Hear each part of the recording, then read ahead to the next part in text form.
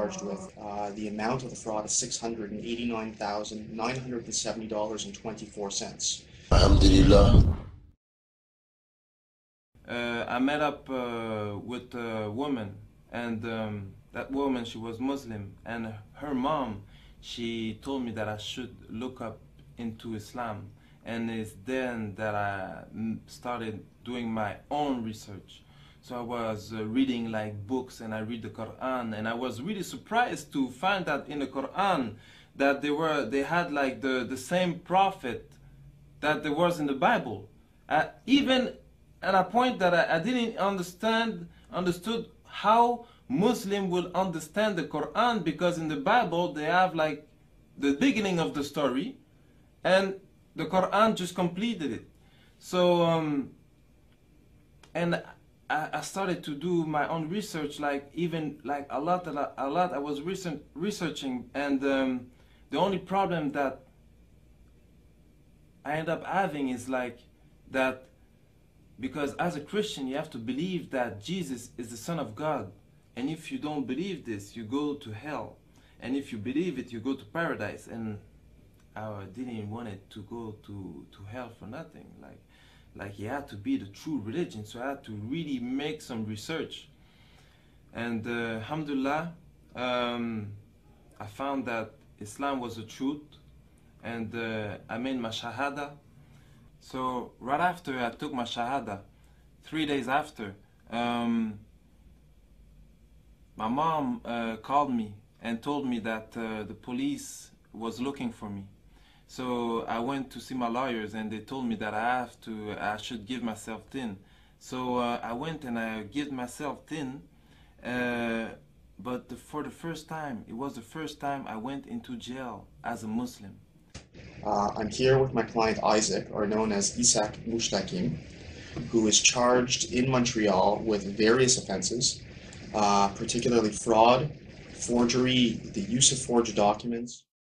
With regards to the fraud that my client is charged with, the amount of the fraud is $689,970.24.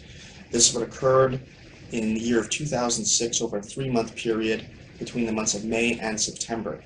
But there's a different side to Isaac that we know and that we've come across. Since his arrest, since these events, Isaac has completely turned his life around.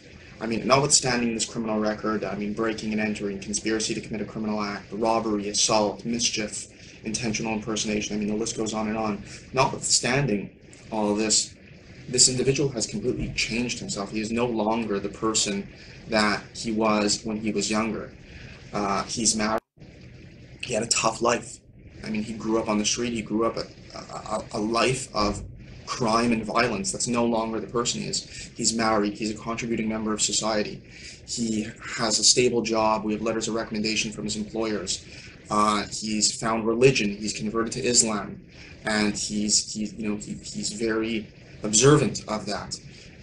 He commits himself to do charity work on a purely volunteer basis. No one has asked him to do this, and these are all signs of someone that has seen the process, seen that crime is not a life that he has chosen, and he has clearly indicated that he wants to be a contributing member of society, and that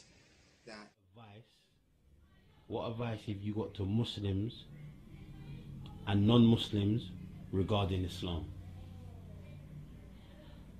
But because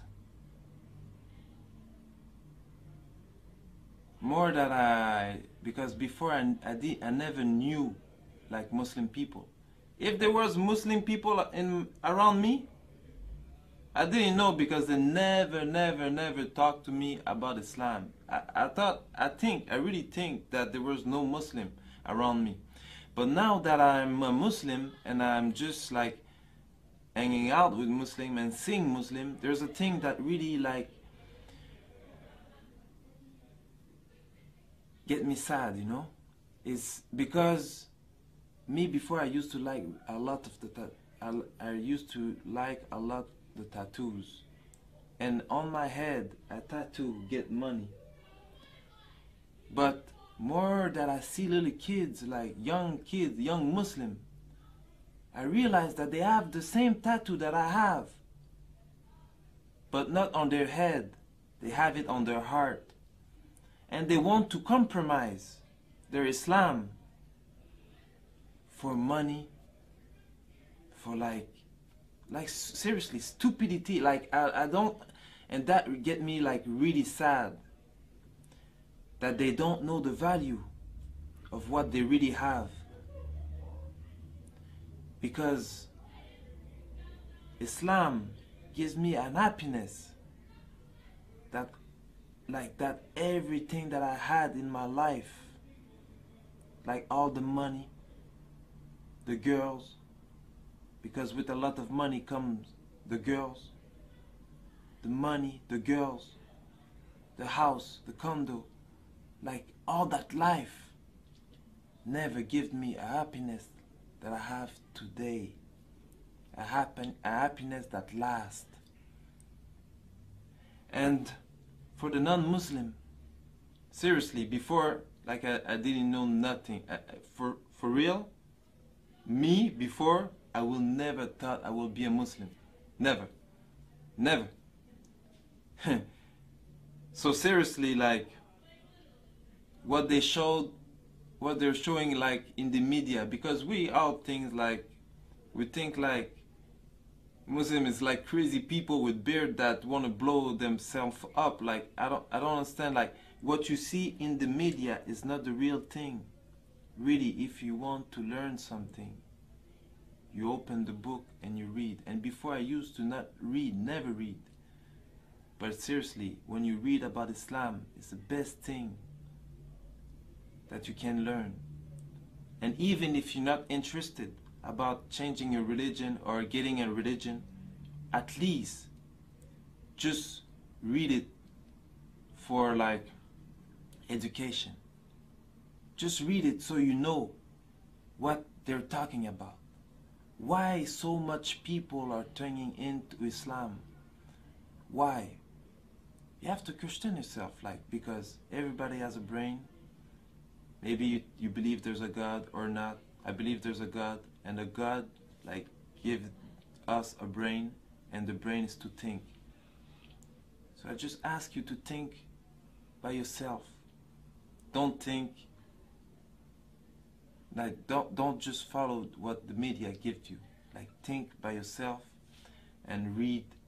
Like, read the Quran. There's translation of the Quran in French, in English, in all the language.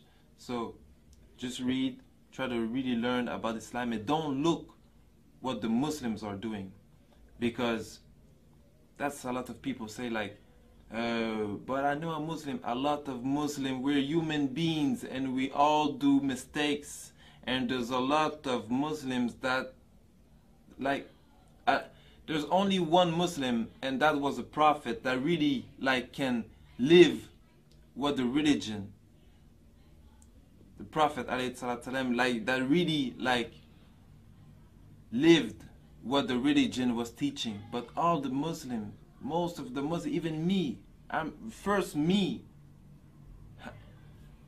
not a perfect Muslim. We all try to be good. We all try, but you can't learn the religion by looking at me or hearing what I'm saying. So that's why I'm saying, go read the Quran and learn about Islam from its source. Assalamu alaikum wa rahmatullahi ta'ala wa barakatuh.